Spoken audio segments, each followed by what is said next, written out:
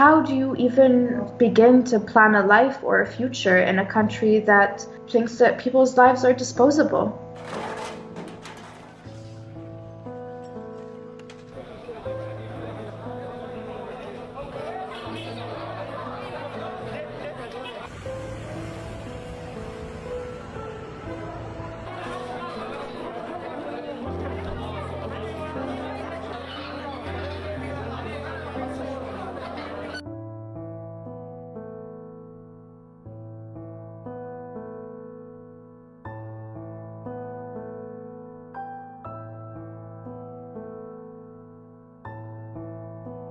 Entire neighborhoods have been completely decimated. The Beirut governor said today that 300,000 people in Beirut were now homeless due to damages to their homes.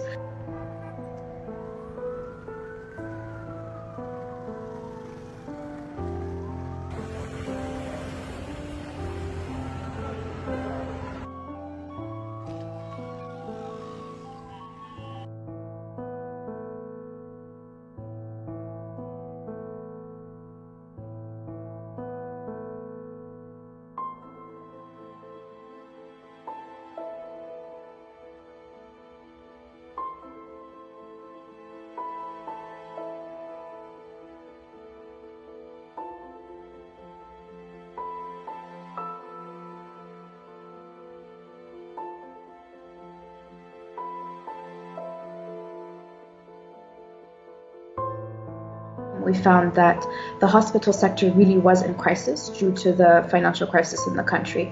And the reasons were that first, the government was failing to pay the dues that it owes hospitals. So at that time, it owed private hospitals an estimated $1.3 billion in accrued bills since 2011.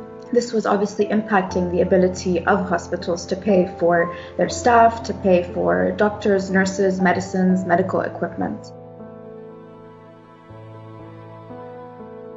You had the economic crisis, which was caused by the dollar shortage in the country.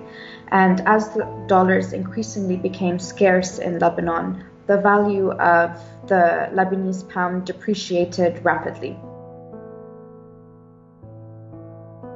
This placed a huge burden on importers who were struggling to come up with the dollars necessary to be able to purchase medical supplies and equipment. And Lebanon imports almost all of the medical supplies and equipment that it uses. And due to this dollar shortage, medical importers told us that they were running out of vital equipment like blood bags, kidney dialysis filters, heart stents, catheters. And they were warning that we might start seeing people going to hospital and dying because doctors just didn't have the right equipment to deal with the emerging medical needs.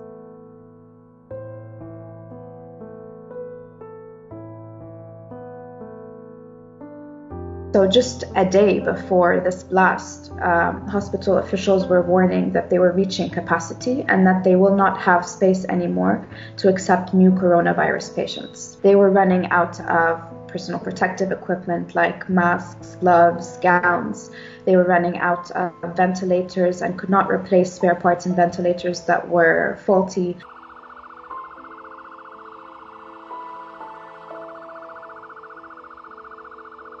Two hospitals were completely destroyed by the blast. I was at one of those hospitals and saw medical teams evacuating patients, doctors and nurses from a building that had completely collapsed.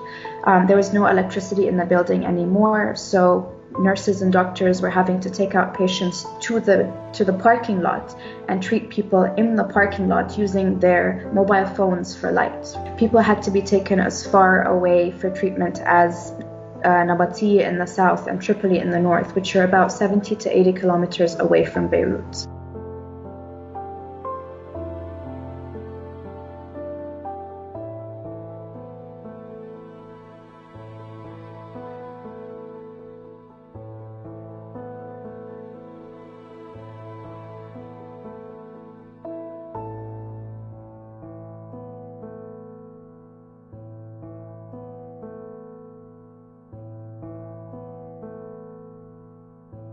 I can speak for my family who grew up here in Lebanon during the civil war, and they have said that even during the height of the war, the situation was not this bad. And they had not seen this level of just corruption and negligence from the ruling class that they are seeing today.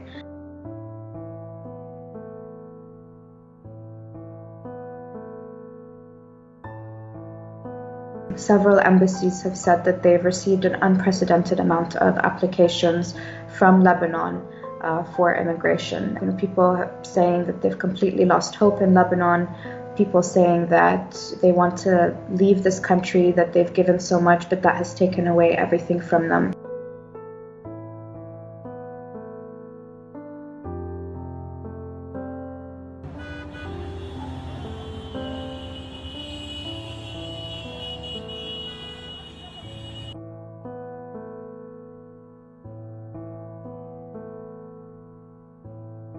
Unfortunately, Lebanon's track record is not impressive.